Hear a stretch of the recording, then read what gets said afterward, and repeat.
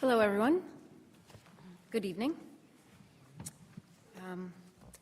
Please call the meeting to order. Roll call, please. Mr. Rich? Here. Ms. Hutchinson? Here. Mr. Mehta? Mr. Davis? Here. Mr. Socio? Here. Ms. Guadagnino? Here. Mayor Womack? Sunshine notice, please. Adequate notice of this meeting has been provided as required under Chapter 231, PL 1975, specifying the time, date, and location by posting a copy of the notice on the municipal building, municipal website, providing a copy of the annual notice schedule to the official newspapers of the township, and is on file in the clerk's office. Thank you. Mr. Davis, will you please lead us in the pledge? Yes. I pledge allegiance to the flag of the United States of America and to the republic for which it stands, one nation, under God, indivisible, with liberty and justice for all. Thank you, everyone, for joining us this evening. I do want to say Happy Diwali to anyone who celebrates. As you can see, one of our council members, Mr. Rajesh Mehta, is not here this evening. He is celebrating with his family, so we wish everyone a happy Diwali. We are next going to approve minutes from our September 22nd, 2025 regular meeting. Do I have a motion? So moved. Second. Roll call, please. Mr. Rich? Yes. Ms. Hutchinson? Yes. Mr. Davis? Abstain? Mr. Socio? Yes. Ms. Guadagnino? Yes. Next is the consent agenda. May I please have a motion to approve items A through N? Excuse me, Council President, I'd like to remove item J, please. Okay. Are we removing it to discuss it and vote on it separately, or removing it for another day? No, we have to remove it in order to. Okay. Which one? Council President, we didn't hear. Carla, we didn't hear what you said. He's going to remove item J to discuss and vote on separately. Okay. Okay. So may I have a motion to approve consent agenda items A through I, and then K through N? So move. Second. Roll call, please. Mr. Rich? Yes. Ms. Hutchinson? Yes. Mr. Davis? Yes. Mr. Socio? Yes. Ms. Guadagnino? Yes. Mr. Socio, would you like to? Well, item J, we had in the, let me think here a minute. Item J, we had in the last workshop meeting. Thank you. Couldn't think of that for a minute. I apologize. And it is to add approximately $135,000 to a $75,000 contract. We had our reservations about it.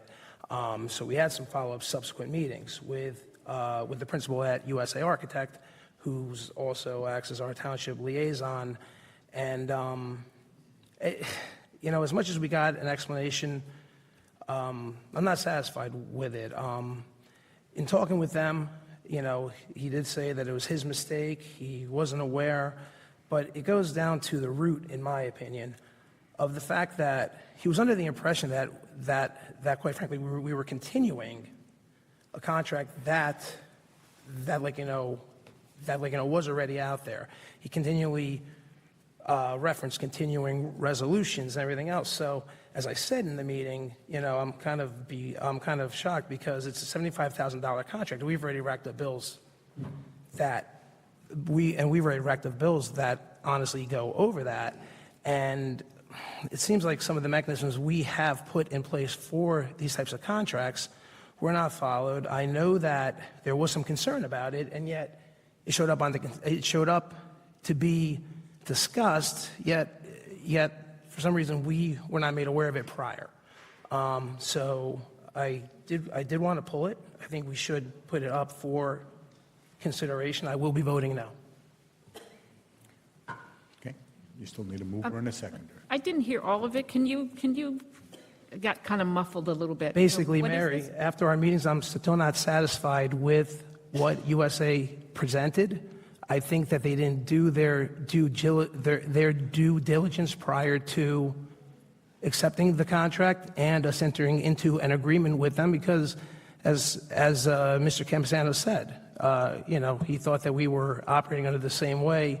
we did with the construction of the building. This is a new contract, a separate contract, and we blew through the $75,000 bid threshold or maximum, and now we are coming back to increase it by another 125%. So I'm not satisfied with the answer. I'm not happy with it, and that's why I pulled it. Well, I disagree. I think that, he explained his situation in terms of that, and I understand that he was basing it off the prior contract and his pricing, but I believe that the pricing that he has coming in is within reason to the actual construction. So it's within, I don't feel that he's trying to gouge us. I don't feel that he's trying to do a money grab. I feel that his costs are within reason. Right, I didn't say money grab, I disagree didn't say with that, gouge, I but just said- we can discuss it further. Right, I'm just saying, I didn't say money gouge, I didn't say No, money no, grab. but I mean, I'm just letting you know. I don't think that they did their due diligence. I think that they should have been on top of this more, and that they, quite frankly, should have known what they were signing up for. But given his history and given his track record here, I don't feel as though he, did this maliciously or did this, he just made a mistake. And, we're all not perfect. And, he's explained, he's apologized, and, and I felt, I disagree with pulling it, but we can have a further discussion about it later. Well, we can't. This is Okay, discussion. yeah, Even well, we're going to vote on yeah, it. I Right. just So disagree. the one thing that concerns me is that the contracts came in. Our staff was aware that the number was low. It was made aware to USA Architects that it was low, and they kept it there. They didn't change it. And now they're trying to triple it, when they were told in the beginning that it was low. So it wasn't a mistake. It was a mistake that he said was recognized later, but it was brought to their attention originally and not changed. I don't recall that. Maybe I'm missing some details of it, but I don't recall that. Council President, yeah, I agree with what Mary said, especially after having that meeting, which we all had spoken in the Zoom meeting.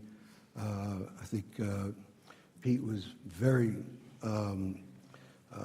fair and put everything out there, accepted the blame, but when they were discussing the numbers and everything, I think it came out to be something that I would vote yes on doing this, and I agree with Mary in that regard. So just want to state that. Do we have to vote on this today? Well, there has been no motion to remove it or to table it. It was pulled from the consent agenda for purposes of discussion without either a motion to approve, a motion to deny, or a motion to table. So those are your three options: motion to approve, motion to deny, or motion to table for further discussion. Well, then I'll make a motion to deny item J. Is there a second? I didn't hear. He did a motion to deny. So Ron said, Mr. Gordon said that we have the option to make a motion to approve, a motion to deny, or a motion to table it for further discussion. I have a motion to table it for further discussion. No, so there's already a motion on the floor to deny. Okay. Is there a second? If there is not, that motion fails, and we move on to whatever the next motion may be. Okay. So is there a motion to second the motion to deny item J, Resolution 335-10.25? Seeing none. None. So is there another motion regarding Resolution 335-10.25 regarding USA Architects for the Resiliency Center? I have a motion to table. A second. Motion to table has been seconded. Okay. Roll call. Roll call. Mr. Rich? My motion to second, yes. Table it. Yes. He's a yes. You're a yes. Yes. Ms. Hutchinson? Yes. Mr. Davis? Yes. Mr. Socio? Yes. Ms. Guadagnino? Yes. Okay? Thank you. Okay, do we have any reports from council? Anyone on the council? Bob? Mr. Davis? Oh, okay. Good man. Specs on so I can read this. The annual menorah lighting ceremony will be December 15th, right outside here at 6 p.m. And that's something that we've done every year, and we will be continuing that. And I'm very proud of the way we do things in North Brunswick, no matter what, whether it's Christmas or whether it's menorah lighting or whatever, or today with Diwali, I'm sorry. So no, so that'll be December 15th, 6 p.m. outside here, 710 Herman Road. Thank you. Thank you. Ms. Hutchinson? Yes, I just wanted to make a quick announcement. As a liaison for the planning board in Main Street, last week we passed the next phase, which is the 122 townhomes, which will be starting construction. So that big pile of dirt that's there, they're starting to chip away at it. So I just wanted to let everybody know that. Excellent. Thank you. Sophia? A couple of announcements from the Department of Parks and Recreation and Community Services. First of all, a big thanks to everyone who came out to our Halloween happenings at Community Park over the weekend on Saturday. It was a great, enjoyable event. Thank you to the staff, our volunteer organizations, and departments that assisted in creating a fun environment for all the participants, and a special thank you to all of those who came out and donated for the North Brunswick Food Bank. All photos from the event Saturday are posted on the Township website and on the DPRCS Facebook page. Rise Night Out is a program, a recreational program for individuals with special needs. These and there are activities that include art, music, dance, theme nights, games, and more. This happens at the Senior Center on selected dates from September through June, actually, from 6:15 to 8 p.m., ages 18 to 30 years old. If you're interested in that, you can look it up on the Parks and Recreation website. It's not too soon to think about, crazy as it sounds. Our annual tree lighting ceremony will be Monday, December the 1st, right here at 710 Herman Road at 6 p.m. And it's a great night where we have the high school band and the choir, and Santa Claus comes, and it's really a great night to kick off the holiday season. And then last but not least, our DPRCS Basketball League will begin. We are currently accepting registrations. That includes our Buddy Ball program, which will be from January 3rd through February the 1st from 12 to 1. Our youth basketball clinics from kindergarten to second grade. And that's also Saturdays from January the 3rd through February the 21st. All leagues practice twice a week. Games are held on Saturday beginning January 10th going through the 20th of February. And there are various leagues based on ages. And we're also always looking for coaches and volunteers. So if you have a question on basketball, the tree lighting, or anything else offered by the Department of Parks, Recreation, and Community Services, we ask you to either give them a call at 732-247-0922, extension 475, or visit us through the Township website or our Facebook page. Thanks. Thank you. Mr. Rich? Oh, no. Okay. Not at this moment, no. I have two announcements as well. October is Breast Cancer Awareness Month. We are going to tie the town pink. You have pink ribbons. We ask that you please tie them in a knot somewhere outside. It could be outside or inside, right? Outside or inside, around a tree, a flagpole, mailbox, somewhere in the house. Be creative, take a picture, and please send that in.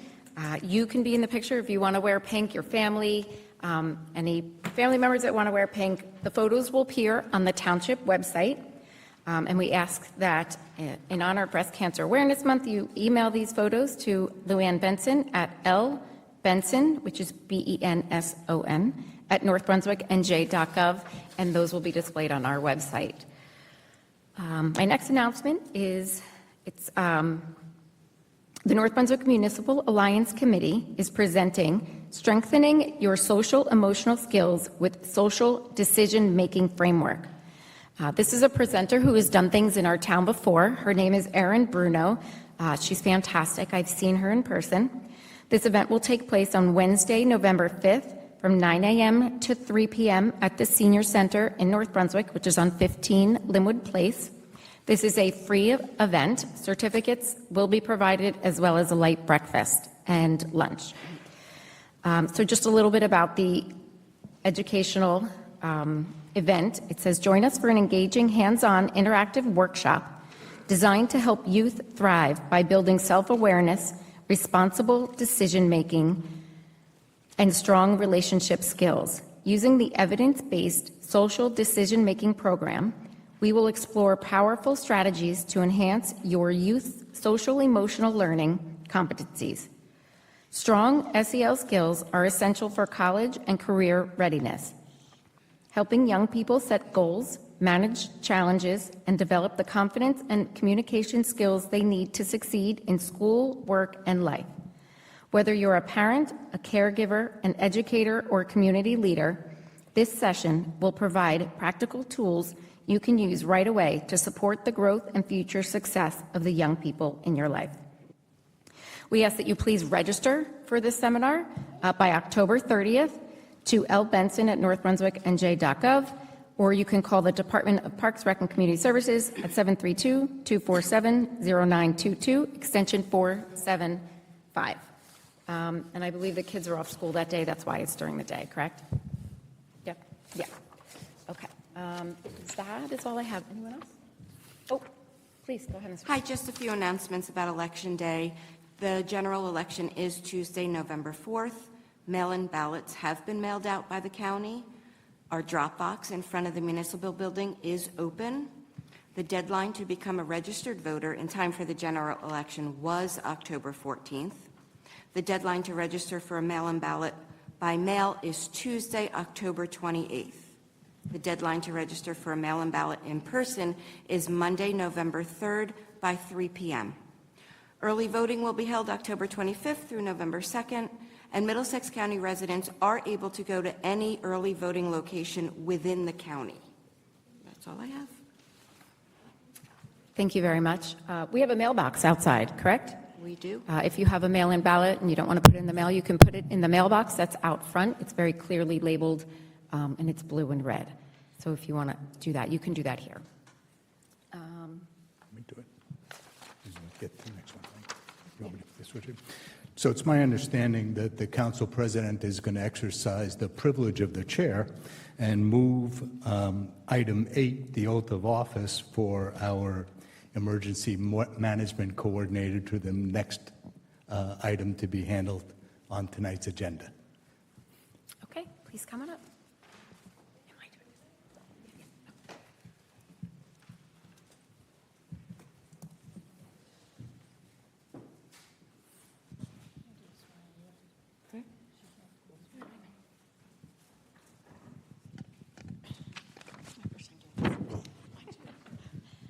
We'd like to, well, I'll say it after. Yes, put your hand on the Bible. Yep. Okay. This is the oath of office for our Office of Emergency Management. Okay. I, Marissa Heyman, do solemnly swear that I will support the Constitution of the United States and the Constitution of the State of New Jersey, that I will bear true faith and allegiance to the same and the governments established in the United States and in this state, under the authority of the people, and that I will faithfully and justly perform all duties of the Office of Municipal Emergency Management Coordinator. According to the best of my ability. So help me God. Congratulations.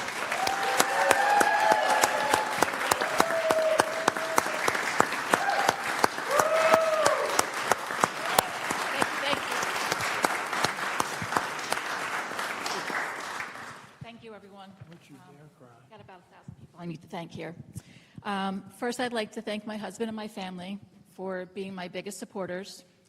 The mayor, council, business administrator, police director, thank you for believing in me and appointing me to not only be the North Brunswick's Municipal Emergency Management Coordinator, but to also be the first female Municipal Emergency Management Coordinator in Middlesex County.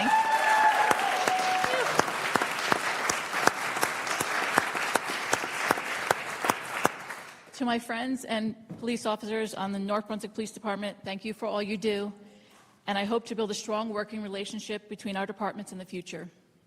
My liaisons at the County OEM, for your guidance and support every step of the way. And finally, Mark Cafferty, for seeing in me what I didn't see all those years ago and teaching me again and again that what can go wrong will go wrong in this town, and showing me how to navigate through it all. To the residents of North Brunswick, I promise to take what I've learned over the years, and if the need arises, to be there for each and every one of you in your emergency. Thank you.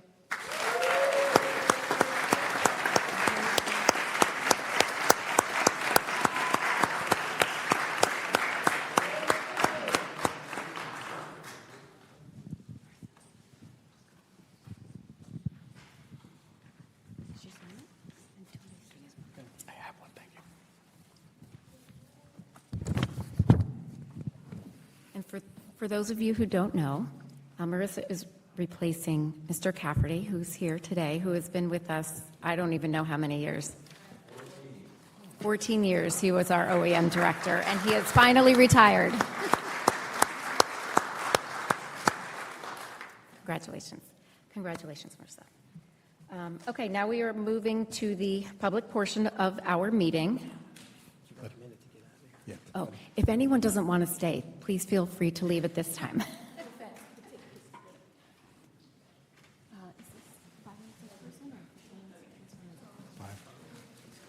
Then they can come back. Okay. So the rules for this portion of the meeting is that each person is allowed 5 minutes at a time. You do have the ability to come back at the end, but we go through each person who wants to speak once.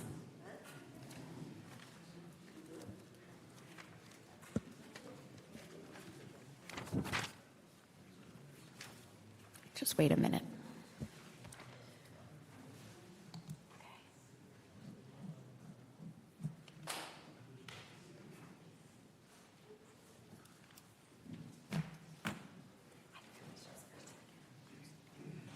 It's nice, right? Okay. If anyone would like to be heard in public hearing, please come up to the podium and please sign your name and enter your address, please.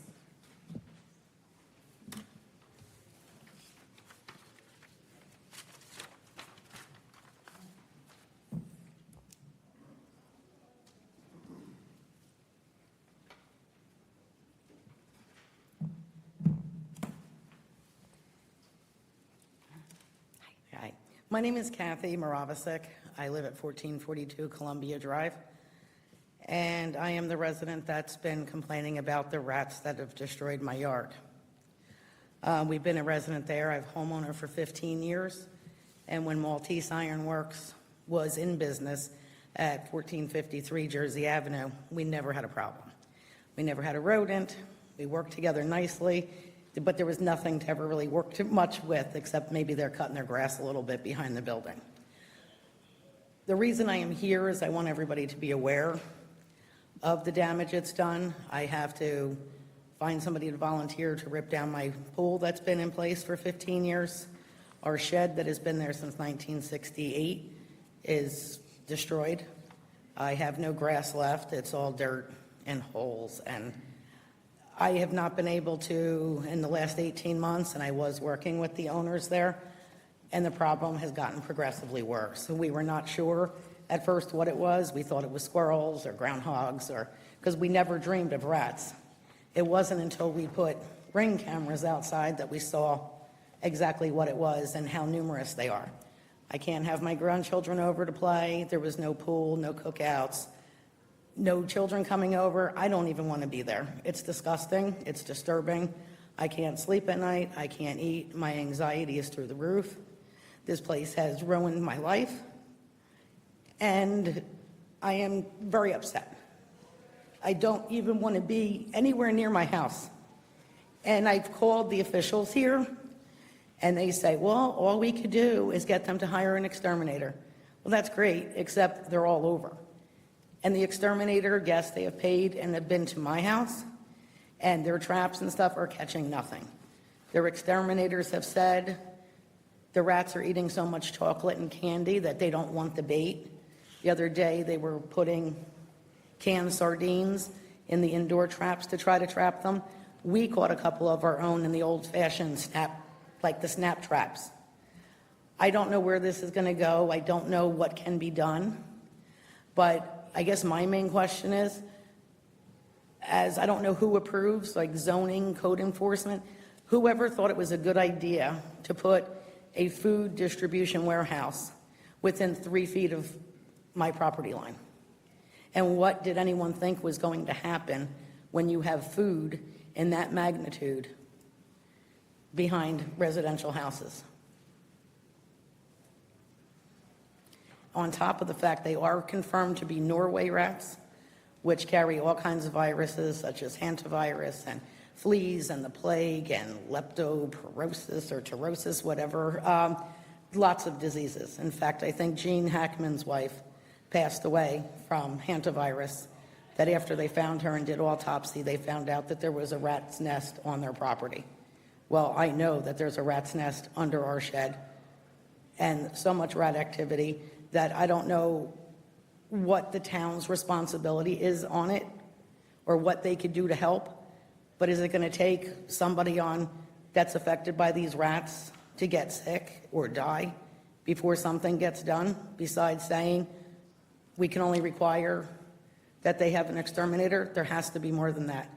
And I've inquired years ago about the fence when the building was for sale, because it's an old rusted chain link fence. And I know places have put like stockade fences with hardware cloth to make it almost impossible for rodents to go through. And Michael Ritz has said, we can't require them to do anything. So I guess if a food warehouse is going to stay, I have to accept the fact that I'm going to live with rats, and maybe we could get it under control. Is there a certain number of rats that are okay and a certain number that's not? I'm just trying to find some answers. Okay. Mr. Ritz?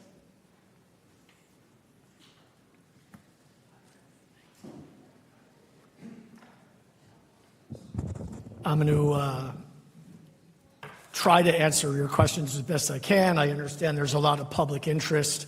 My name is Michael Ritz. I'm the Director of Community Development for the Township. So I think it's important first for me to say on behalf of the Township that any reasonable person understands that this is a serious issue. It's an emotional issue. It's an issue that has to be addressed. There's no question. On a personal aside, this is my old neighborhood. I grew up and lived half my life just a few blocks away from your home. So, this is the neighborhood that I grew up in. At the same time, I think it's reasonably understood that any infestation is complicated and it's not easily or quickly cured. So what I can do tonight is just try to explain where we are and clarify a few items for everybody that's listening and watching, and try to answer your questions. Before I say anything else about the timeline, in response to your first statement, that the township doesn't approve and never approved a, quote, food distribution warehouse, right? The warehouse is a warehouse in an industrial zone, and the township doesn't control in any manner the commodity that's being shipped in and out of the warehouse. It's not something that ever comes before us. As long as it's shipping and receiving, it doesn't matter whether it's furniture, clothing, food items, but we don't actually approve, and we never approved a food distribution warehouse, just as a clarification. And we're not even aware, we accept your word that food is being shipped in and out of the warehouse, but we only know that because you've shared that with us. But wouldn't that be something you would think that in that part of industry that backs up to residential that close? Okay, back when that building was built, there was a big hoopla and lawsuit and stuff where the houses tried to get that building to not be constructed. And it did pass however which way, but it was passed for ironworks. I think when anything food was coming that close, I don't know what anyone thought would happen, because food and rodents at warehouses kind of go hand in hand. Well, again, we don't even collect that information, and they didn't come before us. There was no, their occupancy of that space was an administrative approval, right? So a retail store is a retail store. The township doesn't control its tenancy. So a shoe store can become a flower store, Correct. can become something else. Right. The warehouse is already in an approved industrial zone. So all we get on a piece of paper is the new owner who bought the property from Maltese, and it has their name and information, and it says that they're going to occupy whatever the square footage of the warehouse is. We're going to occupy that warehouse. We don't ask, and they don't provide us what that commodity might be. And I'm not sure that it doesn't change. Well, don't you think that's kind of negligent with it so close to a couple of our homes? I'm not going to make I'm it just saying, right. because if it was on Route 1 or further down Jersey Avenue or down the New Brunswick end where there's no residential, then I guess it really wouldn't matter much, Yeah, unless well- the rats traveled a mile. Right. So again, it's not even before us, right? So, and I think there's an assumption, whether it's food or not, that it's properly boxed and wrapped and sealed like anything else. So I'm not going to opine. My personal opinion is of no matter whether it's sort of negligent or not. It's just not part of the process. And Mr. Gordon can speak as our attorney to sort of the legalities of that. Right, no, I'm just saying. I just wanted to make the point to anybody that's listening is that, there wasn't a vote or a meeting or an Well, application. back when the building was first sold and I contacted you, you told me it was going to be a toy distribution. That was my passive understanding of one of the things that the new owner, who we met with on multiple occasions, shared, that's the type of thing that they distribute.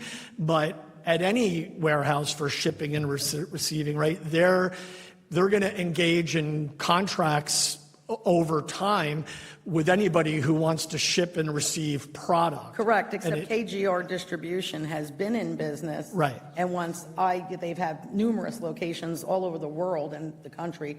Right. And it's always apparently been toys and food and candy and Right. snacks. So that was my passive understanding that I shared with you when they first rented or purchased the warehouse. But that doesn't preclude them from changing that, and that they don't have to come back to us. But see, getting that answer, like when I talked to you and that building was sold, and what I was concerned as being the first in line behind it. Yes. Of what it would have.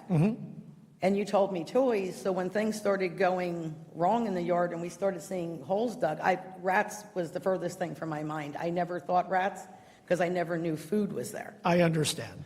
And anything that, like I suggested with the fencing and stuff, you say that you can't make them do anything.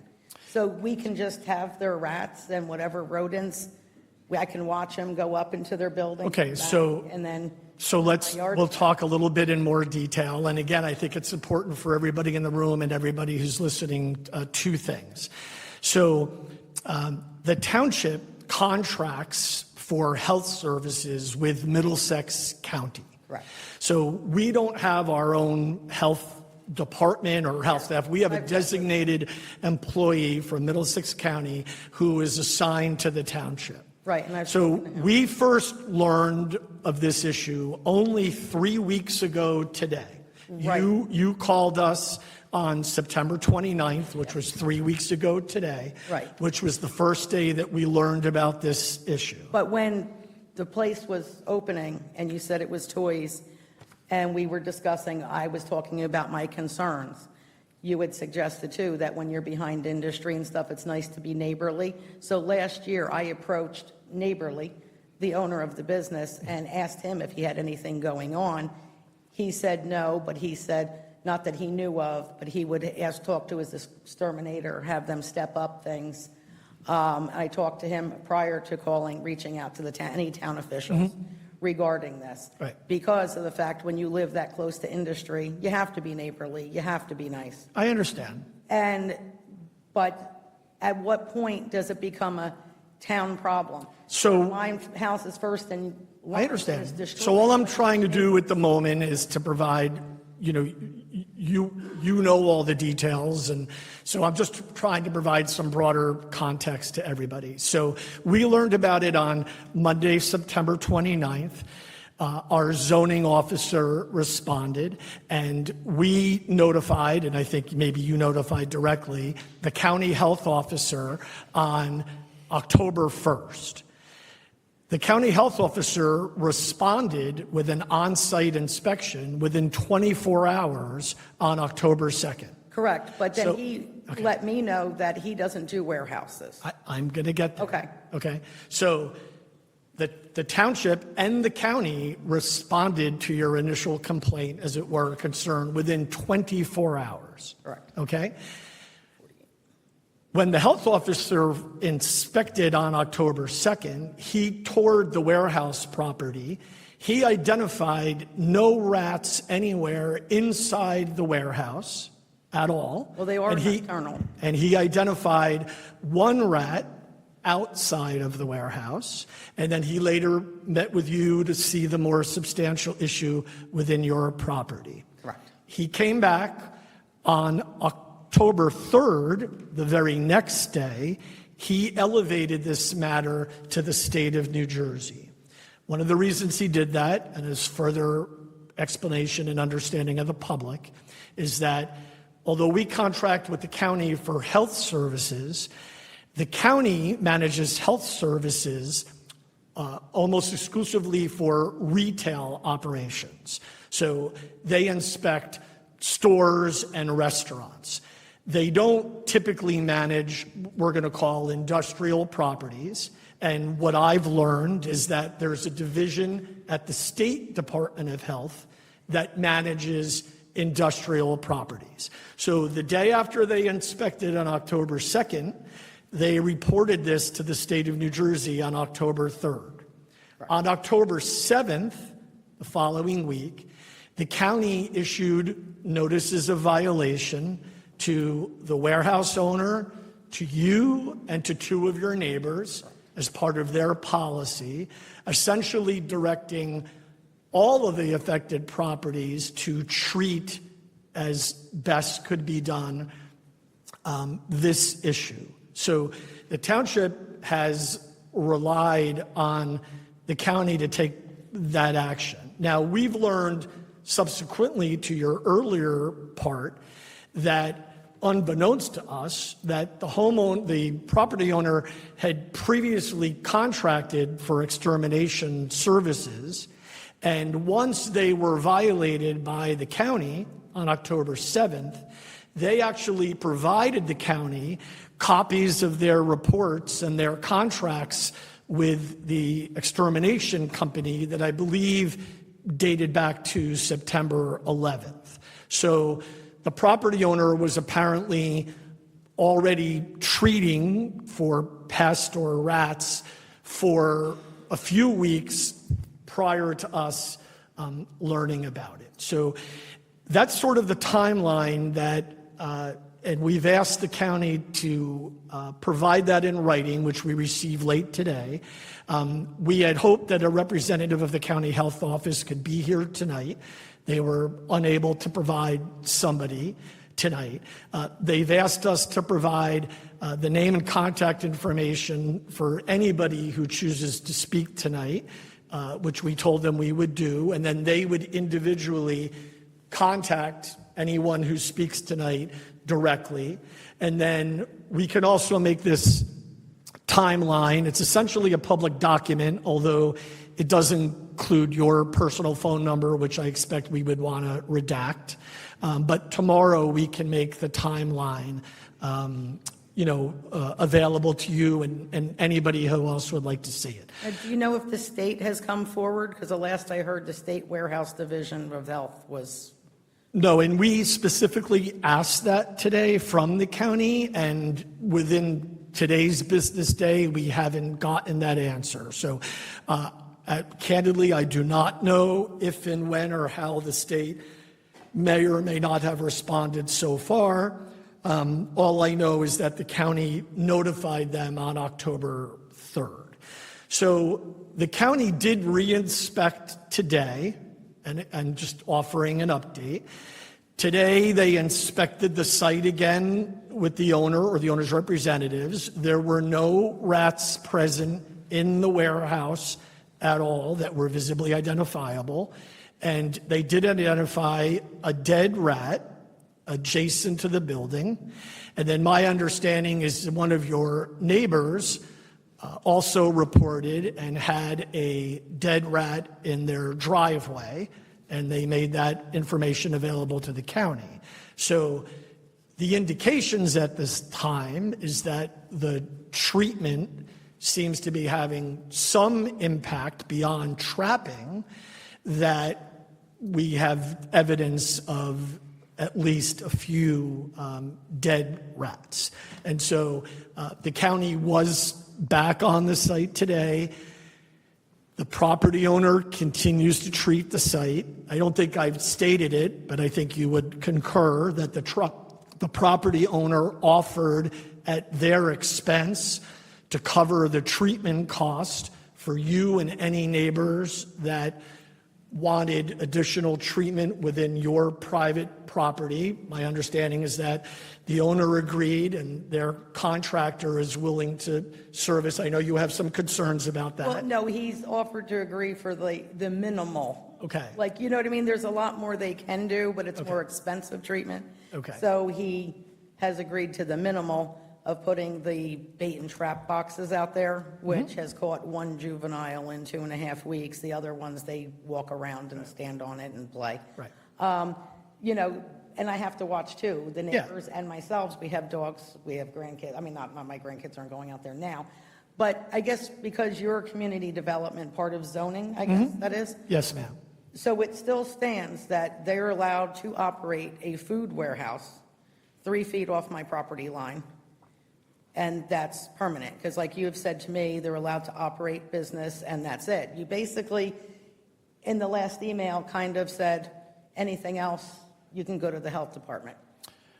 Well, again, and I'll ultimately let our township attorney speak, but we do not control the product that is being shipped or received, not just in your warehouse, at any warehouse in North Brunswick. It's of no matter from the township's perspective as to the distance it may be.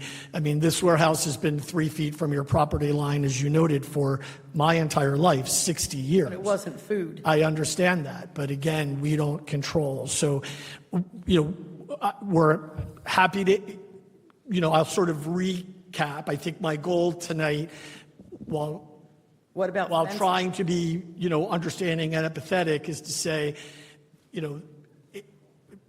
pest infestation of this time is challenging. It's not eradicated in 24 hours or 48 hours or 72 hours.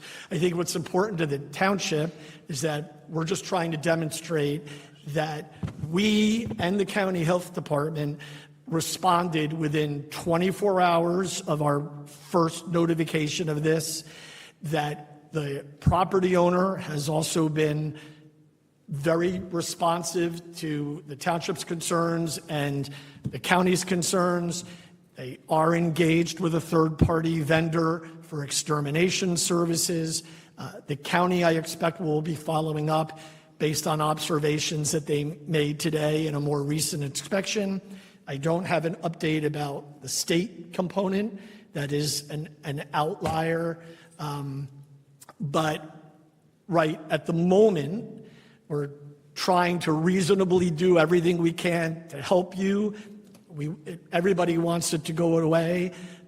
I can't imagine, I think of my own mother and father and how they would be reacting if this was a condition in their backyard. I understand it's very upsetting. We're mostly focused on what are we doing? Are we being responsive? Can we be doing more? We'll circle back with the county. I'll make this timeline available as a public document tomorrow. Okay. Anybody else who speaks will have the county engage you as well. I know you've already been engaged with the homeowner. I know you've been engaged with the exterminator. So at the moment, I believe and hope we're doing as much we can. I'm assuming, this isn't my realm, that the dead rats are, at least in a small way, indicative of some progress, that the treatment is helping and working. The primary issue, and this I can't speak to authoritatively, is to remove and protect all the food sources, right? That's what's at issue. And so that really goes back to the state inspection in the county to assure that whatever product is coming in and out of the warehouse, whether it's food or not, is that it's boxed and wrapped and secured. All I know is that based on, and again, in terms of the visions that people may have, based on 2 on-site inspections from the county health department, there have been no rats inside the warehouse. They're not identifying product and rats active inside. They're certainly outside, but it's Well, they're hard to find the exterminators. origin. Well, the exterminators told me that they've caught them inside. Okay, very I'm just saying. possibly. And, Yeah. but if this is going to continue and they're going to be allowed to potentially have rats because of the large amounts of food, why is it that the town zoning can't require a different type of fencing that would make it more, I guess you could say, harder for rodents? Because like I said, I know you could do like stockade fence with the hardware cloth. Having an old chain link fence with some ratty leftovers of barbed wire on top, they just go in and out. It's just an open door. There may as well not be a fence. Council President, can I ask 2 questions since they're fresh in my mind? I want to make sure that we get them out. Michael, you said that in the 2 on-site inspections, there were no rats that were physically present in the warehouse. At the time. What of about this- droppings? Well, they are nocturnal. I'm sorry. Rats Right. predominantly nocturnal. I was kind of thinking that too, but my bigger question is, how about droppings? Did they find any rat excrement anywhere throughout that would be a sign that there were rats in there? I mean, did we? It's not noted, Councilman. I don't think they found any evidence inside that led them to a specific area or location or indication that there were anything inside. But I'd ultimately have to defer to the And county. warehouses are so stacked with stuff that I Yeah, doubt they're yeah, moving I'd have to everything defer to the around. county. The other So I'm sorry, you had a second. The other thing about the list. Yeah. Now, we kind of talk for a living. You have a lot of courage to come up. It's not everyone's thing. There are a lot of neighbors here, some who don't back up to the property, but they live across the street. So I'm sure everyone has concerns. Can that list include whomever doesn't want to talk, but still wants to talk to figure out what is going on and what the options are? Because, look, if it's across the street from me, it could go. Can what list? We I'm don't want sorry. to. What's The list Yes, that you we- were talking about. A timeline? Yeah, no, We the can list of add the people to the speakers. list if they don't want to talk, but they want to be added to the list. Added to the list. You were- Oh, yes, Yeah. no. Anybody who provides us contact information this evening, they could come up at the end of the public session. They can add their name, email, and/or phone number. Anyone who would like to be engaged as part of this conversation, we've committed to Middlesex County that tomorrow we would provide them with that list. They don't have to come up and speak. And the last question I have, because Maltese Brothers was there forever. Yeah. So I'm assuming that fence went up and was maintained from Maltese throughout the years. Correct. We have a new property owner. We know we did deal with potential uses at one point because of the cannabis ordinance and everything else. Yes. But isn't there a way to kind of compel them, a new owner, we get some new fencing and stuff like that? I mean, Well, the distinction, and Mr. Gordon will speak, is that, again, the property owner has demonstrated that they're engaged, and we certainly can seek and negotiate. The question is whether or not we can legally require, and which is really to the point of I'm sorry, I still call you Mrs. Bonilla, but... I have a hyphenated last Okay. name. So Bonilla, Moravisic, whichever. And so I'm going to let Mr. Gordon, because she's asked in different ways several times, Mr. Gordon, could you explain? I'll do my best. First, let me say, I'm sorry that you have to go through this. No one should be in this position.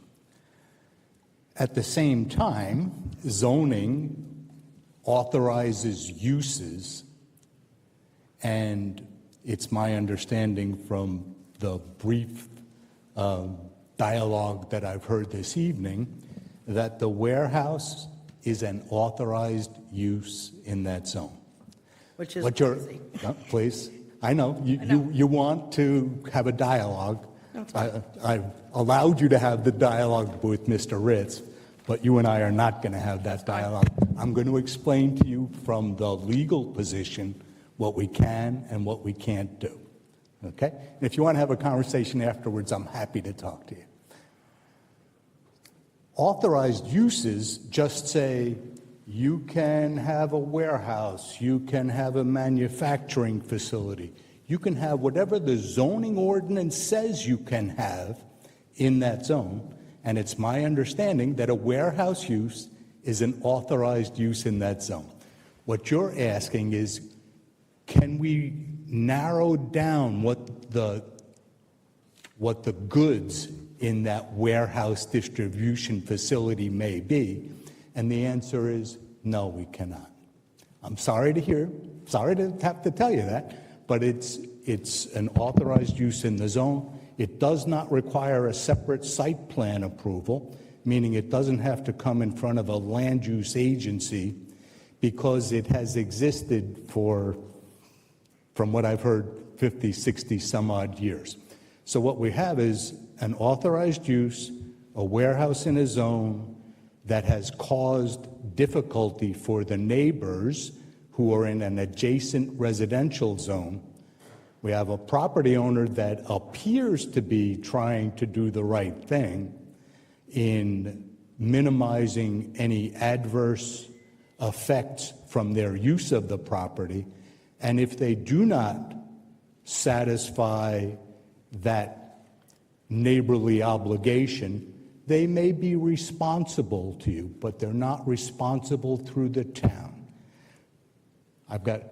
Without putting too fine a point on it, this is really a private property dispute between residential homeowners and a warehouse. Even though they've diminished my property value, who would ever buy my house now? You may have, and that's where I'm going, you may have issues with that property owner and their effects on your property values, but that's not a township issue.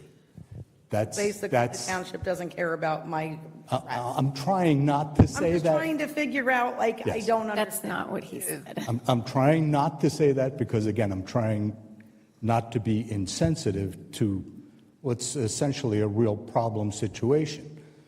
So it appears that the property owner is working with the county and the state Well, I don't think the state's involved yet.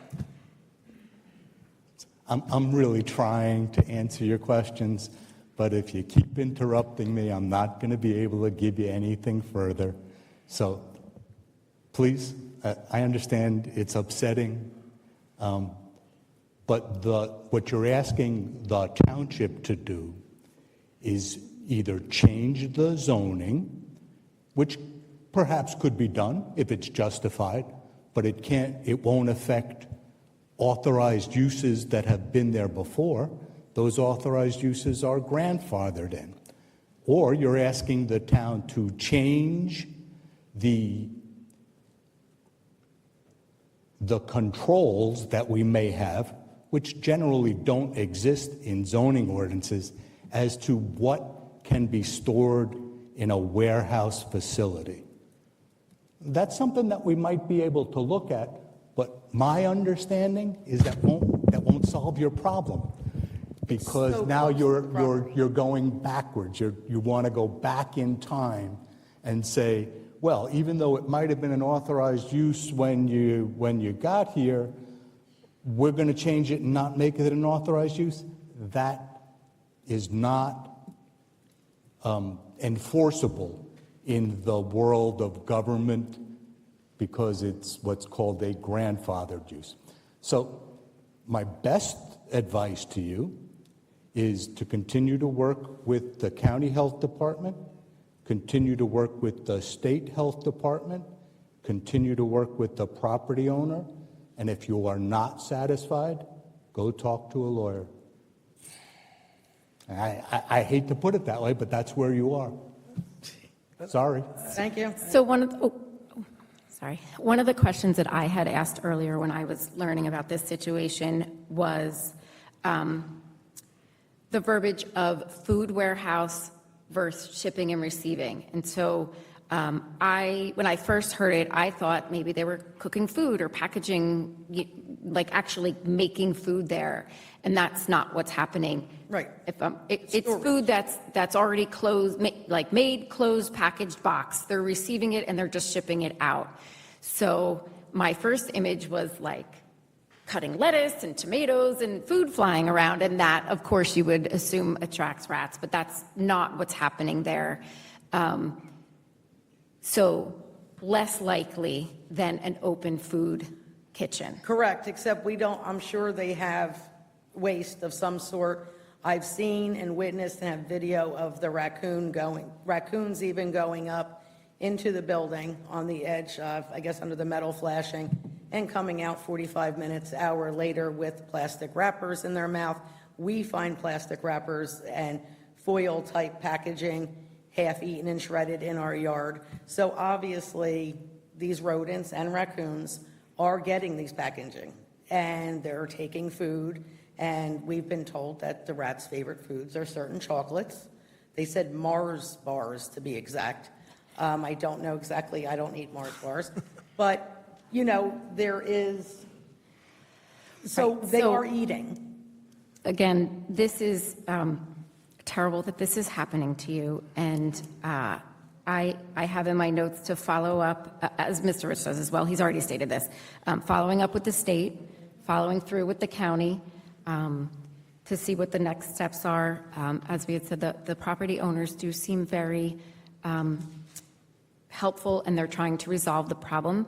So I think we just need to continue down that path. It seems like the extermination is working, again, not an overnight solution. It's something that takes a little while. So I think we're moving in the right direction. We definitely want to help you and the neighbors in the area. It is something that we seem to have moved very quickly on, and we'll continue to watch it and move forward in a positive direction. If something crazy happens, please let us know. Okay, I'll let someone else speak now. Thank you. Now you can talk. I'm her husband, Jamie and Moravisic.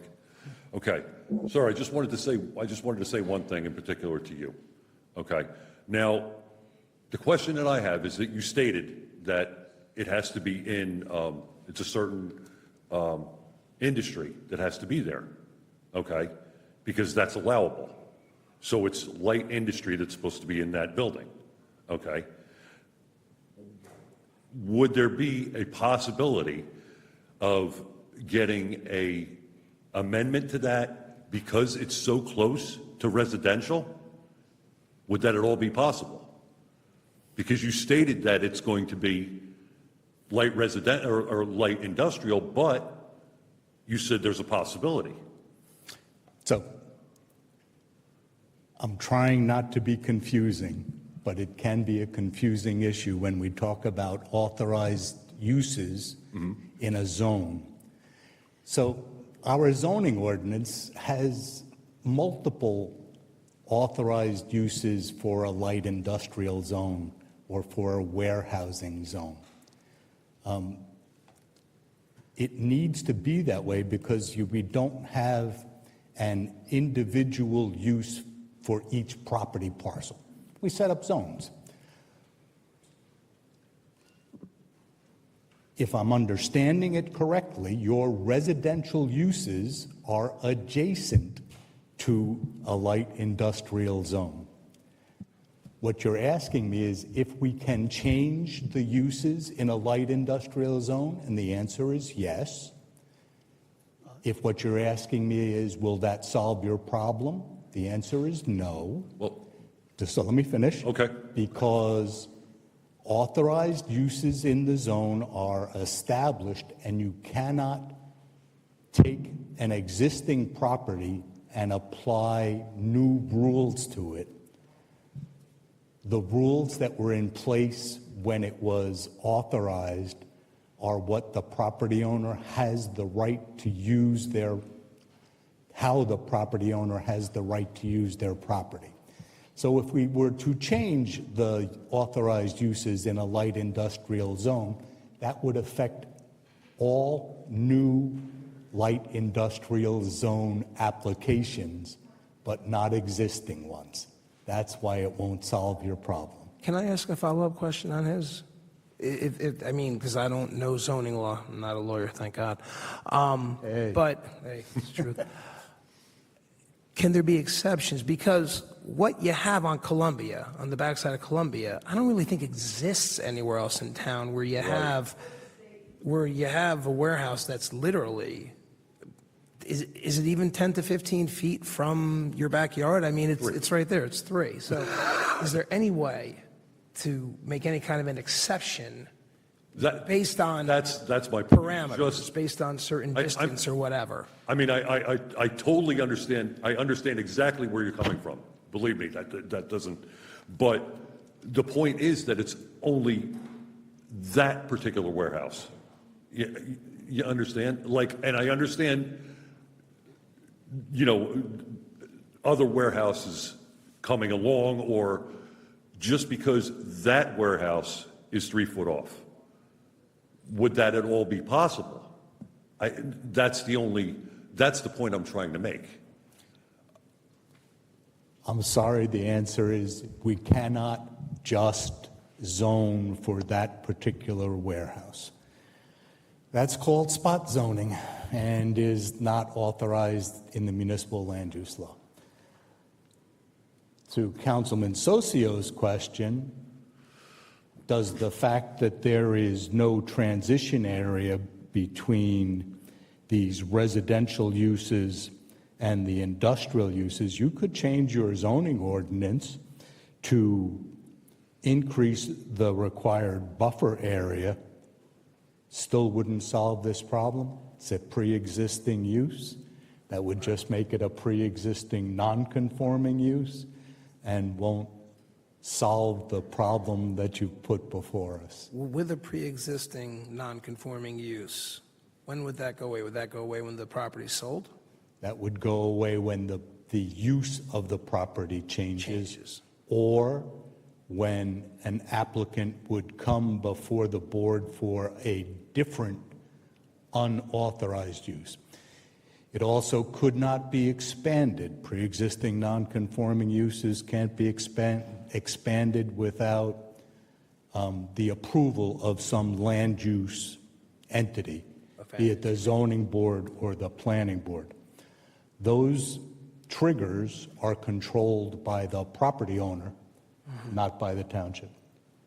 So the rules of the game, which is what the zoning ordinance is, the rules of the game are those that are in effect when a property is approved. And you can't change those rules while you're still in the game and affect that property owner.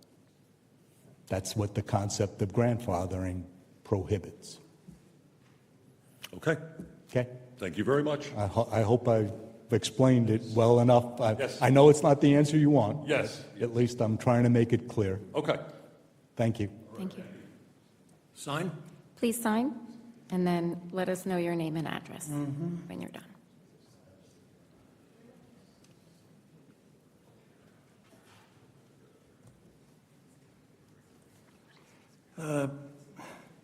John Picuro, I live at 1412 Columbia. We're at the northernmost portion of Columbia Drive, furthest away from the building that we're talking about. Now, 2 years ago, my neighbor, who had recently just sold, had rats in her house. Had nothing to do with this building, although the problem that my neighbors are talking about probably exists, but there's other problems going on. Now, she called an exterminator. He found rats burrowed in the ground around her property. Not by the building, but all the way down near the mattress building. Now, my neighbor next door has 3 rat traps in the front from the private exterminator and 4 in the backyard. We have a window wall in the back of our house, and my meds that I take bring me downstairs a couple of times during the night. I flip on the switch. I used to have a raccoon. I used to have a skunk once in a while. Now I got rats, and I got feral cats. Didn't have them before either. But now they park themselves in the backyard, sitting there at 3 o'clock in the morning, probably waiting to do what cats do to rats or mice, whatever. Now, I have rats that have to travel 7 houses away from that building to get to my property and forage around. And we've had a lot of things that took place around Huron Road and Jersey Avenue and New Road, new sewers. But also, we had a building that sat there for 3 years with a sign on the front that said, all rodents and animals are welcome. Now, I do appreciate everything they did. They made that building look really nice, and they took care of it. But the problem is the area, not just the building. There's too much going on around it. PSE&G's got high-tension wires on Huron Road. They used to clean the entire area. Now we don't. Now we got 6-foot-high brush. Behind my wife and our house, we have 250 feet of designated wetlands, right behind the fence behind Bambi's property that never gets taken care of. So my thoughts are, there's more going on here than just, it may be that that building has a problem inside with food, I don't know. But these rats are outside. And I see them on Jersey Avenue, crushed in the street. They're almost like small horses. They're not even rats, they're big rats. So they've been munching and eating a lot for a long time. So my idea is, isn't there a way that they can investigate the area itself to see if it's generating a rat population? Because we never had this before. Never. And now I got feral cats living in the backyard. For what purpose? They were never there before. They live in the woods. So I'm only putting the thought out there, maybe there's more going on that should be investigated. We have a few creeks along Maltese's building is the 100-year water trench that's always clogged up that goes out to the train track area. And then they're digging up the train track area. So there's just so much going on. Maybe some sort of a company can take a bigger look and say, is there a bigger rat infestation around here short of my neighbor's problem with the building? Well, that's just my thought. Thank you. Thank you very much. What was your last name, sir? Sorry? What was your last name? Picuro, P as in Peter. Picuro, okay. We've met. Yeah. You know no, the property behind. I would just said you make an interesting point, and I just think for the record you alluded to it, is that, because I don't, the origin story of this, I'm not sure we'll figure out. And to your point, you're sharing a story about an existing rat issue that you very clearly stated doesn't have anything to do with the warehouse. But I'm not pointing out. I understand that. A particular person being responsibility. Yes. I'm just saying, is there a bigger problem? But I have observed administratively, to your point too, that the Maltese property was largely abandoned for several years, and the Ironworks building itself actually had a dirt floor. That building had never been perfected. Mm-hmm. They would do the ironwork equipment in sort of that open almost like a giant lean-to shelter, right? The front was exposed. So one of the things that this owner did in order to retrofit the building for distribution is he poured a floor in that building. And then, as you've indicated, he put on a new roof, they painted the building, they put in fire suppression. So as an issue of displacement, I think you make a good point. Not that we'll ever know definitively, but I have suspicions that property being abandoned for some time, and now all of the renovation activity on that property has probably exacerbated the issue in the neighborhood. But a thought to think about is, rats live either inside buildings or outside buildings. Yes. So if they're not in the building, the only place they could be is in the ground. Right. And that's all I'm saying. Maybe it's bigger than. Yes, sir. Thank you. Thank you. Is there anyone else that would like to be heard in public hearing? Mr. Nessis?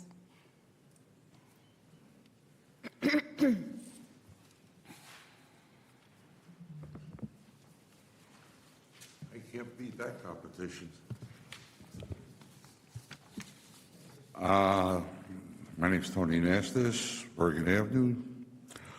I just received a document from Mr. Ritz, and at this moment, I would like to request that from here on in, I don't receive the document the night of the meeting because I don't get a chance to respond to it properly. You want to give me a return information? Call me, I'll pick it up, or mail it to me.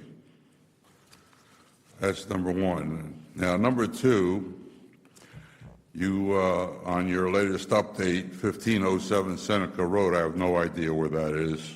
I did not mention it at all. What I mentioned about the site triangle is when you go up Seneca Road to Route 27 and you look to your left, there's branches hanging out that block the traffic, sighted the traffic coming up. Well, 1507 Seneca, Mr. Nassis, is the house to the right at that intersection. That's not what I said. Well, you never provided an address, which you just acknowledged, Mr. Nassis. I just told you where it was. Well, we I understood- Give you an address, go out there and look at it. You go out Seneca and you go up to Route 27, you got to make a left-hand turn. We did go out and look at it, and we observed a tree to the right that had low-hanging branches that were inhibiting the site triangle, and so we notified that homeowner, and that homeowner pruned those branches. I personally went out there. I did not observe the branches to the left that you're talking about. Well, So I'll pick you up tomorrow and drive you there and show them to you. that's How's okay. that? I'm happy to drive myself, and I will go out and look tomorrow. And if we have to have an additional homeowner do some pruning, we will absolutely address it this week. Okay, 886 Livingston Avenue. Well, I'm just going to go over your latest information here. 958 Bergen Avenue, commercial vehicle can stay there overnight? Yes. That is the extended top temperature masters? I thought they had to park in the driveway. No, sir. They don't? No, sir. One commercial vehicle overnight per household, doesn't matter if it's on the street or in the driveway. The Oh, you only could- difference about parking in the street are small school buses, which cannot be on the street.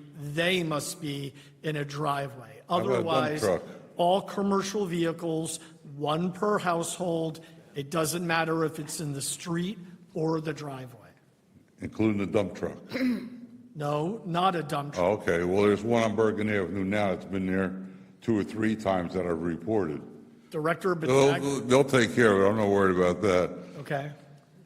984 Bergen Avenue, the zoning officer issued a new violation on June 30th, 25. Nothing's changed, it's still the same thing. Yeah. There's a 20-foot trailer there, there's a dumpster and a storage shed, and there's been a truck parked there for the last year. Which one was that? It's not Pardon on me? the current, we only provided Mr. Nastis a partial update. Oh, I thought he was following the ones on the list, though. Yeah, he's back to his prior list.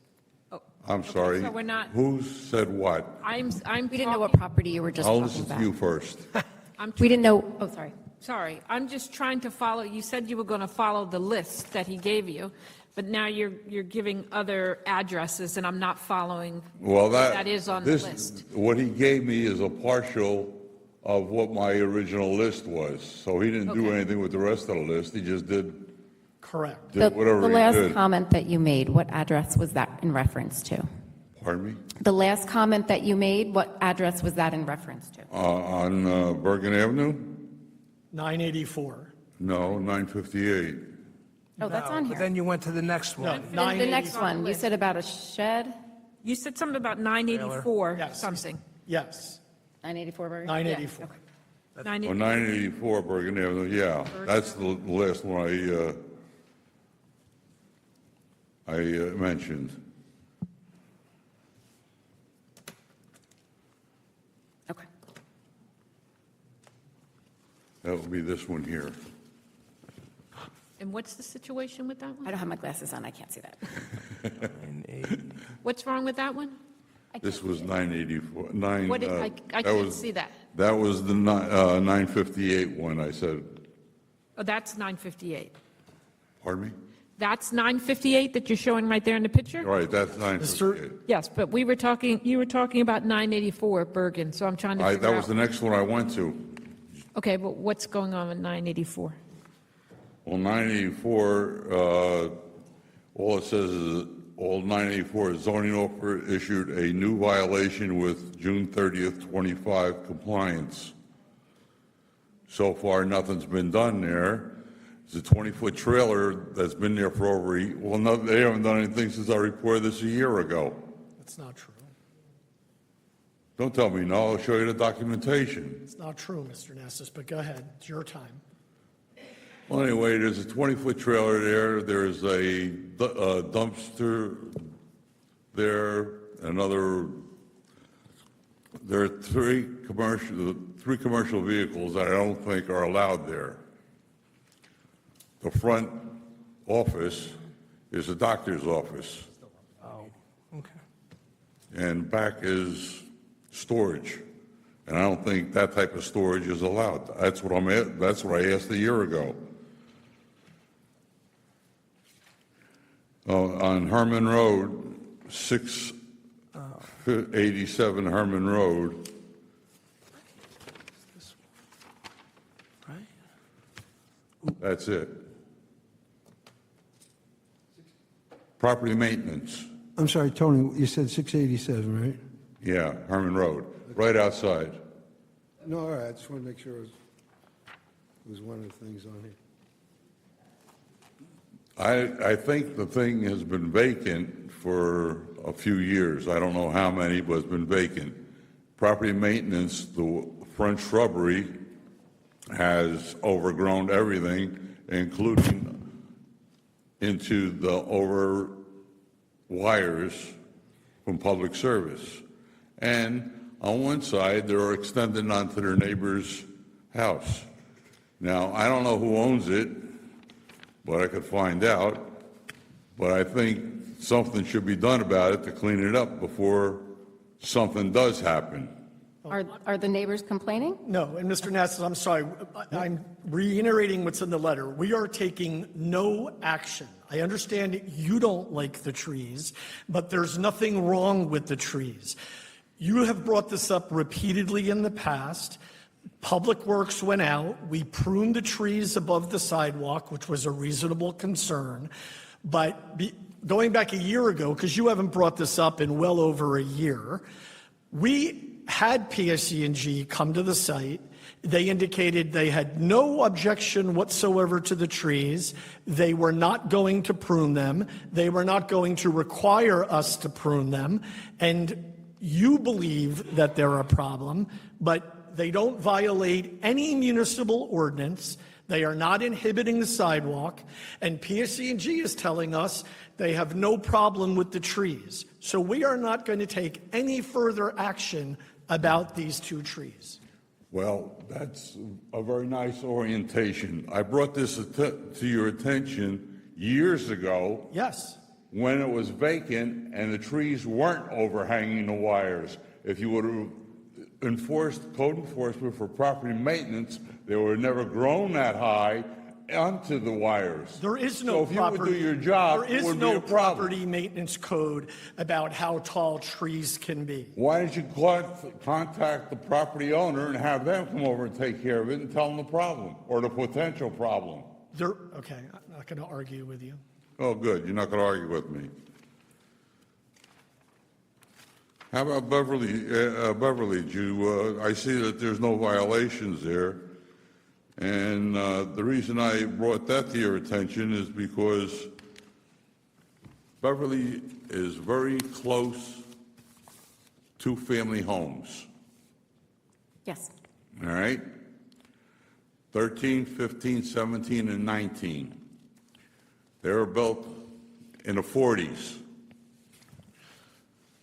Now, they park in the driveways. To get to the upstairs apartment, you have to go in the back of the building and then upstairs. So the back end, the upstairs entrance is in the back of the building. They got cars, baby toys, and everything else in the driveway. What I was trying to do is bring that to the attention of code enforcement, fire department, and rescue, because I don't think there's appropriate passage for them to get to the back if needed. Now, the property is 217 feet deep. The property owner could just move a little parking space back there, put the toys and everything else and parking back there, and clean up the front of the yard. So I think it's nice that you're concerned, and we had Director Battaglia check with the first aid squad and the fire department and let them know your concerns about being able to get back there. And they said that when they respond to an emergency, that's not a requirement, and so there's nothing wrong with where the car is parked. All right, And if I'm an just- emergency happens, they're okay. All right, And we I'm just contacted bringing it them, to and your they're okay attention. with the way it's situated right now. All right. And Mr. Ritz, the next time you want to send me a letter, make sure I get it by Friday, not Monday at a meeting. I apologize. I have done that before. This got done late Friday, so we didn't mail it because we Second would have time got you it. did. Well, I'll make sure next time that you are able to pick it up at the clerk's office. Thank you. Would anyone else like to be heard in public hearing? Or my office. Do I have a motion to close? So moved. Second. All in favor? Aye. That we were closing the public portion of the meeting. We will now head into the conference room to go over the workshop agenda for the next regular public meeting. Council Thank- President, I'll remain behind for a few minutes for any residents that want to meet or provide me their contact information. If you want to be contacted for the health department, please see Mike Ritz and he'll take down your information. Oh, sign the podium. Perfect.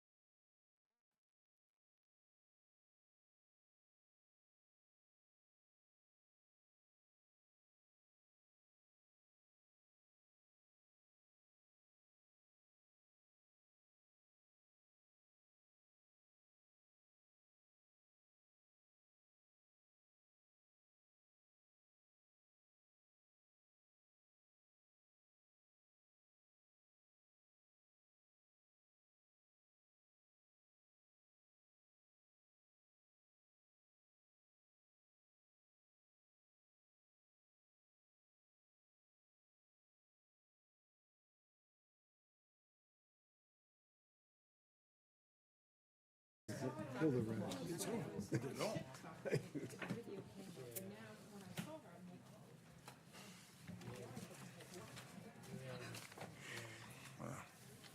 Okay. Okay, Do you have a thing? No. No. Okay. go.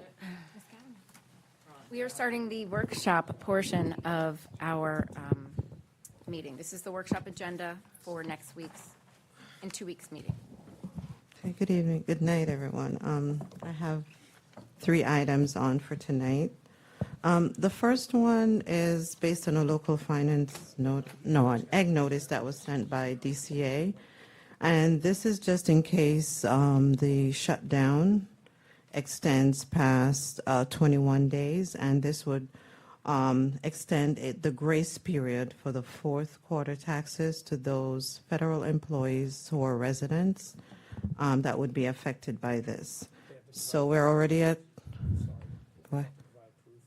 Yes.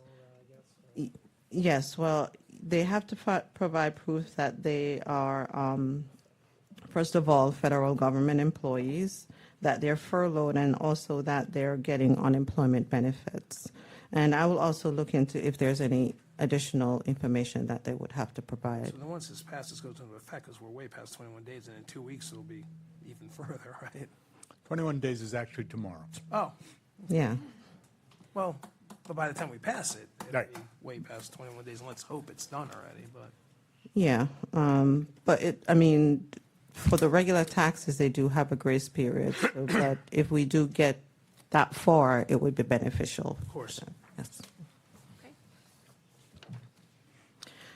The second item is a resolution to make some changes to the current deferred compensation plan that's offered to our employees by the township. And this is just to offer a Roth IRA in addition to what we currently have. And what the Roth IRA does is it's for after-tax monies that they can invest in a retirement savings account. Any questions on that? All right, so my last item is the best practices questionnaire, and this is something that we get every year. This year, we have about 70 questions. 20 of them are survey questions, and there are no scores for these. This is just their way of collecting information to find out if they can provide additional assistance to municipalities. The remaining 50 questions, we have about 37 core competences, and this addresses statutory and regulatory compliance, and 13 best practices, which involves fiscal and operational practices. The scoring affects or 5% final payment for the aid that we receive. And if the score is 32 or greater, there's no withholding. So based on the responses that we already have on these questions, our score is currently 40 points, which means there will be no withholding on our state aid. If there are any questions on any of the best practices questions, we could discuss it here tonight.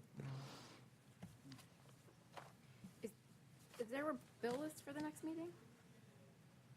What? I mean, it's not on here, but will there be one? All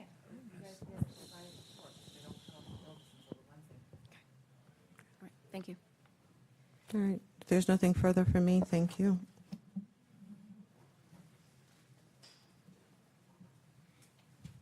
Okay.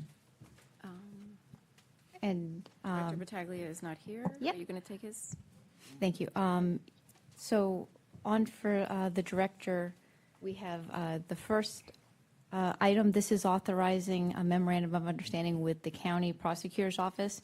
This is for use of some of their specialized equipment as needed, and it requires an agreement, has insurance requirements, training as part of that MOU, and this is for the upcoming calendar year 2026.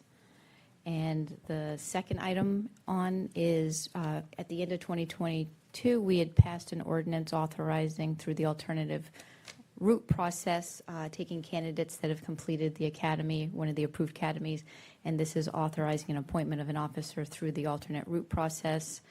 They're finishing the vetting process, and that will be forthcoming and completed by the November 3rd meeting.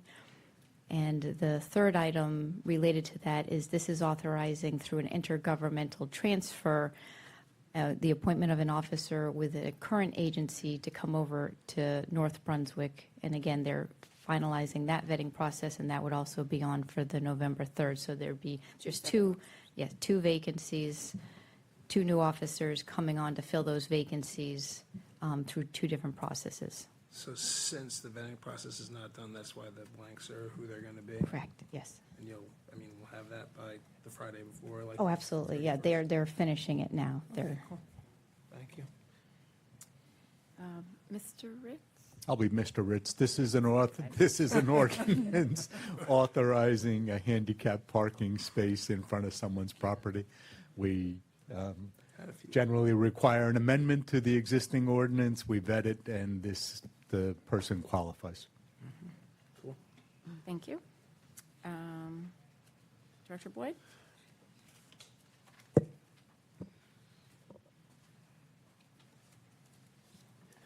Good evening, everyone. I have a small list for you guys tonight. That's a nice sweatshirt. Just saying. I have 7 items. First item is authorizing the rejection of all bids received under the Department of Public Works for bid 25012. That was the construction of a pole barn. Any questions on that? How many bids did you receive, or was it none, or what? 3. No, we received bids. They were all exceeding our cost estimates. By a lot. Okay. Second item is a resolution authorizing an amendment to contract bid 25008 to Mac Mechanical for HVAC maintenance and repair. That's a $50,000 amendment. Is that just a standard? I have a question. Why is it gone up 50,000? I mean, it was 50,000, now it's not to exceed, now it's 100,000. So, And you said for revised authorization amount of 150,000. so we had to revise it because we're using them quite a bit for a lot of items in the building that have not been in use, and now that they're coming on to use, Okay, they're in need of repair or replacement. okay. This is a time and material bid, correct? Yes. Yeah. So is this back to Hurricane Ida? These are issues? Some are, Or lack of use and now they're causing problems? yes. So still So it's. an Yeah. effect from Yes. Hurricane Correct, Ida? yes. So I don't anticipate this going on for too much longer with things that are failing like this, because we're trying to stay ahead of it. Will any of this go into the money we try to recoup? We did put, It's not, it's, not on Mac Mechanical, but we did put a couple of heaters that were in our basement just recently onto that. I spoke with Mike Moriarty on that. Third item is authorizing a contract with Duke's Root Control. It's a new contract that we put out there for a 3-year contract. They were our last contract as well for that, and they were the low bidder for this one as well. Yeah. keep going. Just, so the 17,600, that's just for, that's not for the entire contract, is it? It's a 3-year contract, so I spoke to Dukes the other day. It came in a little lower than the last time they did it. So I spoke to him. I said, we need to look at this contract and see how you guys bid it. And so right now it went out for, I think it was 1,000 feet of 8-inch pipe and 10, I think there was 10-inch pipe in there, also 15-inch pipe. 15 was a lot smaller because we don't have a whole lot of 15-inch pipe, sanitary pipe in the town. So we did, the majority was under 8-inch pipe. What was the total dollar amount we did under the last contract? The last one was, I believe, 150,000.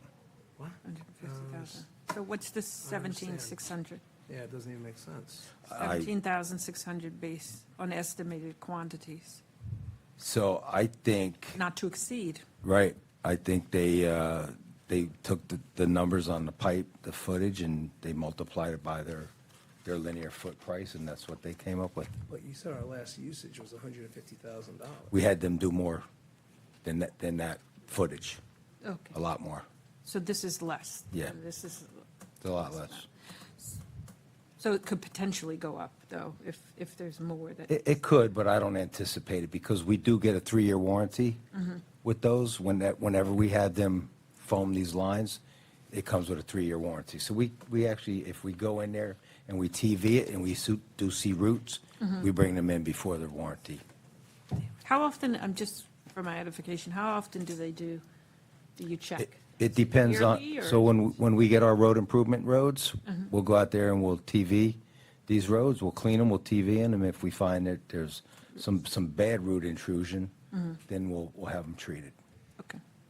You know, not too many lately have we found, but like when we used to have Livingston Ave before they redid the pipes there, those were extremely bad because that was a heavily tree-lined road, and they put the main in the sidewalk. So it was close proximity to the trees, so, you know, we used them a lot in that area. And you know, now with the clay pipe too, some of those areas, it's a porous pipe, so they find their way in. That one little opening, they find their way in. But we haven't come across too much lately under our televising. Okay. Any other questions on 3? The 4th item is authorizing the rejection and rebid of bid 25015. That's for our sewer force main under the portion under the field at Sabella Park. So we have to reject those because they came in well over our cost estimate as well. Any questions on 4? Number 5 is, well, number 5 and number 6, it's the same vehicle that we're getting. It's just we have to go through 2 different companies to complete our truck. We're purchasing a new ASL truck, and the cab and chassis comes from one vendor, and the body comes from another vendor. But it's all one truck. And those are also being, just so you know, they're being bought under the ESC&J, which is one of the co-ops that we belong to. And my last item is an authorizing an agreement with Pellegrino Chevrolet for the purchase of one 2026 Chevrolet Tahoe for the Department of Public Works under the New Jersey Co-op Purchasing Alliance. And you're replacing, right? There was another vehicle that was older. We're replacing vehicle 815. It's a 2008 Ford utility body. Barely broken in. It's still running good. Somebody's going to get a good one on auction. I can't tell my daughter I'm buying a new one. Here's one 2008. No other questions? Thank you. Thank you. Thanks, Steve. Great. Joey gets his license next year. Great. Program? Yes, thank you. So the first item I have on, this is authorizing utility credits for 2 accounts, one being for a pool liner repair. The other is a one-time leak adjustment. There was a fixture that was running and leaking for the period of a month, and they were seeking a credit for the $187.15. The second item we have on, this is authorizing an amendment to the agreement with CME Associates. This is for their water wastewater consulting component. This is for the additional work they've done this year with regards to some of the DEP requirements in the Water Sewer Committee, as well as some of the lost water, all those studies that they've been working on. So this is seeking an authorization to increase their consulting services. Separate and apart from, they also have a contract for general engineering services. This is a separate contract just for the consulting piece. How much have they billed so far? Yeah. They have $60,000 that they're exhausting, and so they were seeking an additional authorization to carry them through the remainder of the calendar year. Was that, oh, sorry. No, sorry. Go ahead.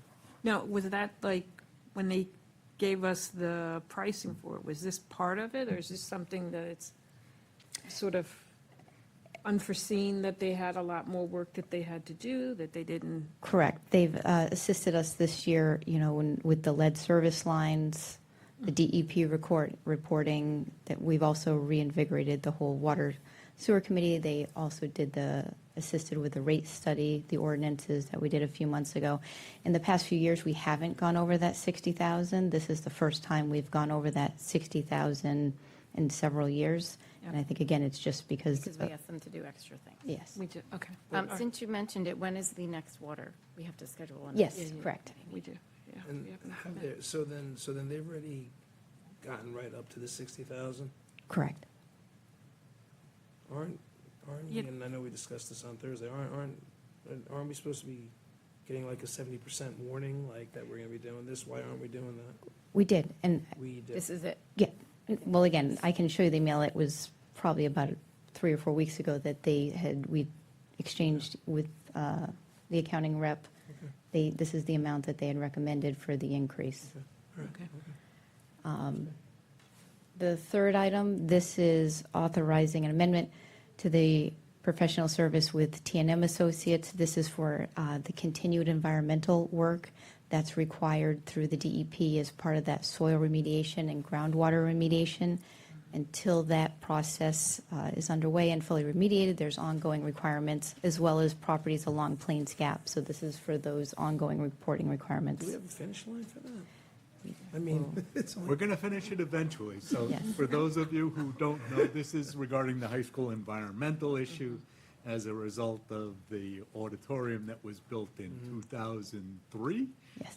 So it's ongoing. We're getting close, I hope, yeah. but it's not done yet. And then the fourth item is just a discussion. I believe the mayor has had discussions with you regarding the potential appointment of another high-ranking officer within the police department. This is something hopefully that would be concluded within this week, and we would have something Did you forthcoming. say this conversation had started? During, No. we can have the conversation. No. I can double check. Nothing has Okay, been just discussed. making sure. I don't remember. Okay. Anything? Yeah. I'll make sure we get an email out regarding Yeah. that and just following up on this, Okay. regarding this potential appointment. And that appointment would require a management employment agreement. Okay. So does this mean that we will be voting on it in 2 weeks, or just discussing it? No, this is the discussion, again, if it is all agreed to, it would then be on for the November 4th, 3rd. But we don't have anything in front of us to discuss. Correct. This is the first I'm Yeah, hearing this of is it, the first so I hearing think of it it, so. does require a discussion. Okay. And that's, I think, all I have. Are you? Yeah. Oh, thank you. Okay, item number 1 is minutes for approval from October 6th, the regular council meeting. Any corrections or revisions? No? Okay, item number 2, we've had a request from our bowling alley in town, Lucky Strike Bowling Alley on Carolier Lane, and they're asking for a Sunday, November 23rd, 2025, to be allowed to serve alcoholic beverages earlier due to a tournament of over 100 bowlers that's coming into town. Is there a permit, are there fees? What do they have to? In the past, we have passed a resolution to allow it. Okay. And it's just one time, it's not like. It's a one-time thing. Similar to what we Sunday. did when New Year's Day has fallen at weird times, or the pub came to us because of Yes. European football, NFL football in Europe. Yes, correct. Sunday has a noon start, and Yeah. they want to start Yeah. at 9 Uh, a.m. well,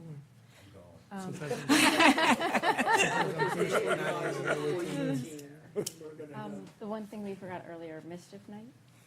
Is there a curfew? There is an 8 o'clock curfew, yes. Okay, so for all of you kids that are going to start to throw toilet paper, you can't do that. On October 30th, They all went to college. the They're freshmen. curfew is 8 PM on October 30th. Yes. And the 31st as well, Halloween night. Oh, oh, really? Yeah. Oh, and on Halloween, curfew is 8 PM, so you cannot go trick-or-treating after 8 PM. Does anyone have anything else? Do I have a motion to close? Second. All in favor? Aye. Happy Diwali, everyone.